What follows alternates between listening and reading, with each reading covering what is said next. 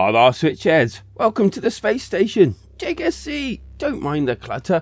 I'm in the middle of some renovations. But you might want to think about strapping yourself in and maybe subscribing to the channel for weekly reviews and sales videos. And just push that like button to help small channels out like mine. Ooh, I get to say this in an actual space game. Let's see what's out there. Engage. And firstly, I have to say, oh wow, I was literally so overwhelmed when I booted this one up and started playing it. Houston, we have a problem. So Orbit Industries is a time and resource management space builder, and it's blooming hard to get into. The game has a good few missions, and although it doesn't actually look like there's many, these missions will take you hours upon hours to actually complete. There's a kind of beginner's starting tutorial type mission, and this kind of like teaches you the basics, even though after you've done that, you'll probably still be a little bit confused. And with absolutely no shame upon myself, I have to admit I started this mission twice, just so that I can go through that tutorial twice. Okay, so here we have our space station. We're orbiting the Earth, or a planet. And yeah, so you're basically building out. So how you do this? Well, you got these little blue and yellow, or orange, and even green ones that you attach things onto, depending on what it is. I'm not going to go into great detail, but you can expand them, and you can also build different things onto them. Now, bear in mind that you'll be wanting to make money as well. So obviously, if you're building a research center, you can take up contracts and do things with that. Defense, you will then be able to do like military contracts and things like that. Commerce, you'll be able to do like trade route stuff. So yeah, so it's easy. It's coming on here, picking what you actually want depending on what your goal is, and then just clicking it, and you build it. And then it's not over yet. And then you have to come onto this other screen here, and then this looks like a massive like circuit board, if you like. And then you expand onto here. So then you click this and you come down to what you want to actually, okay, expand onto what you've just built. Because if you don't do this, it doesn't do anything, because it's like you're almost giving it power. So then you click on that, connect that one, and then all these wires, you have to have like a power source from these wires. And then what else do I need? A yellow. So the other colored ones will basically be more or less these, so that you can actually power things up. And there you go. So that is now powered up. There's you've got the little details there. Click on it. So yeah, it's actually quite cool. Oh, I just clicked off it.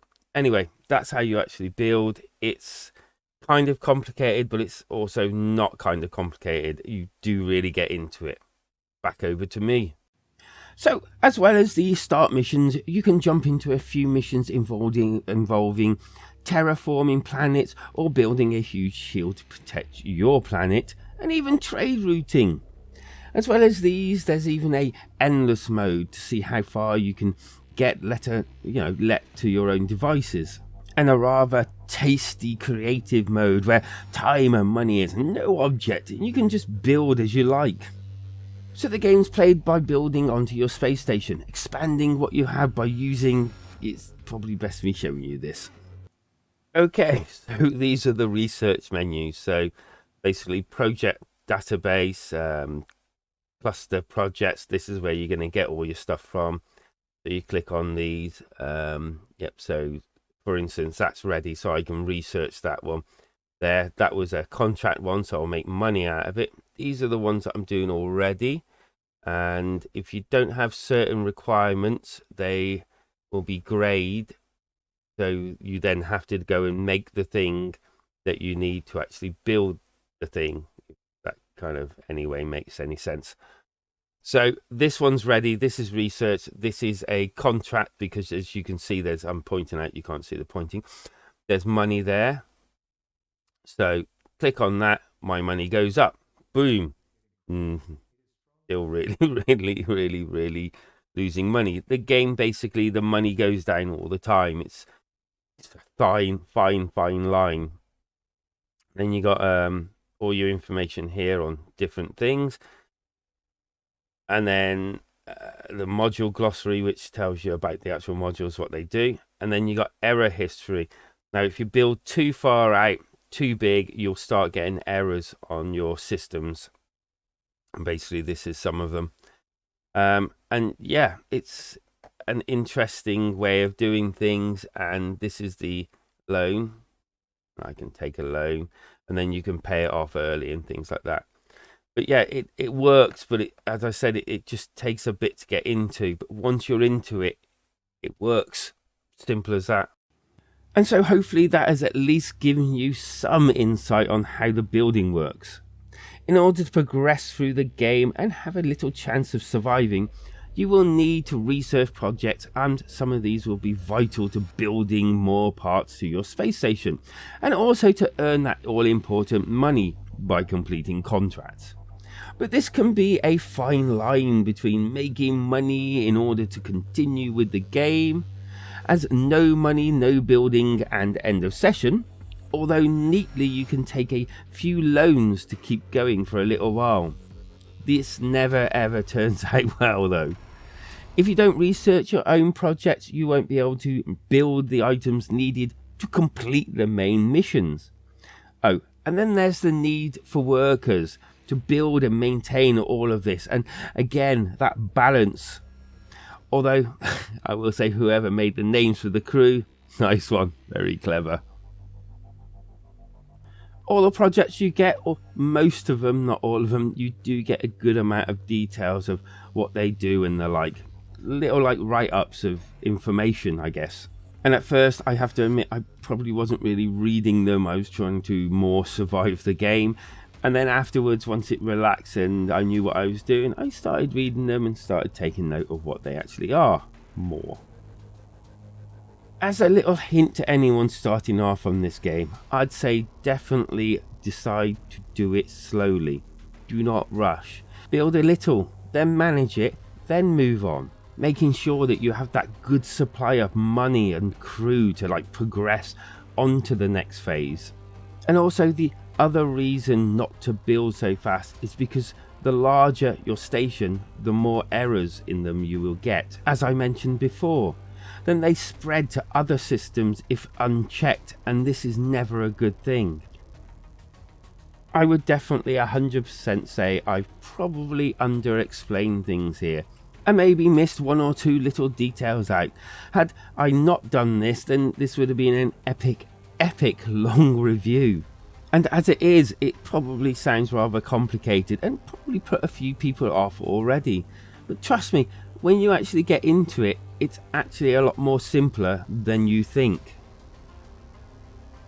Most of the times I'm actually forgetting about the main mission, as it's normally so far into the distance that you kind of forget it. There are also a pause and fast forward options, and this kind of like speeds things up if you are getting bored and you're waiting for something to be built, or indeed on the opposite side of the spectrum, you can pause things if things are getting too hectic and you need time to breathe and think. The controls, like the game, take a bit to get used to, and honestly surprised that after a while of playing, they kind of like became second nature to me. But I will say it's a darn shame they didn't put touchscreen on this game on the Nintendo Switch. A real big shame, as some of these screens could have done with that and made it a lot easier in handheld mode. I did have a couple of problems though. The game hard crashed on me once, and I had to reset the game and load my last save. Thankfully you can save whenever and wherever you like. There's also a glitch with the project database where some of the projects would disappear randomly and would involve you to point on them in order to make them visible again. I also felt the writing in the handheld mode was a little small.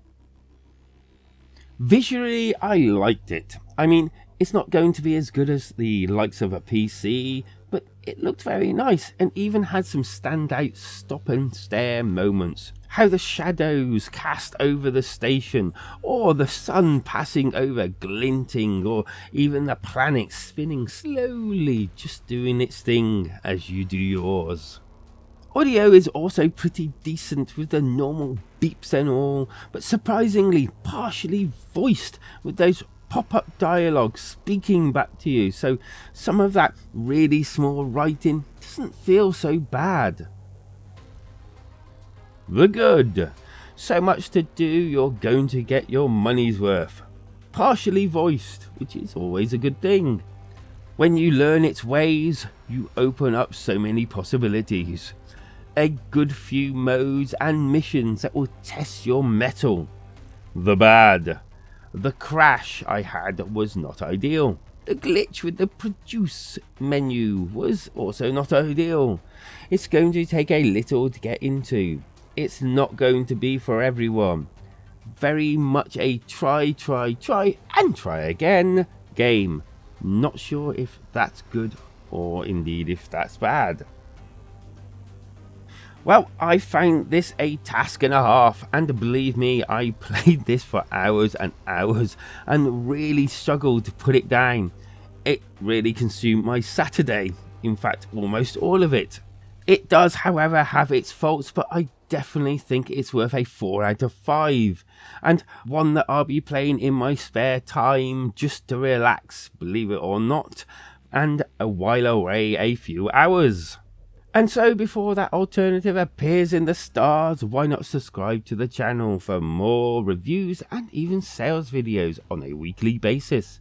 And if you want to support small channels like mine grow even more, then give this video a like. Trust me, it does help, and thank you.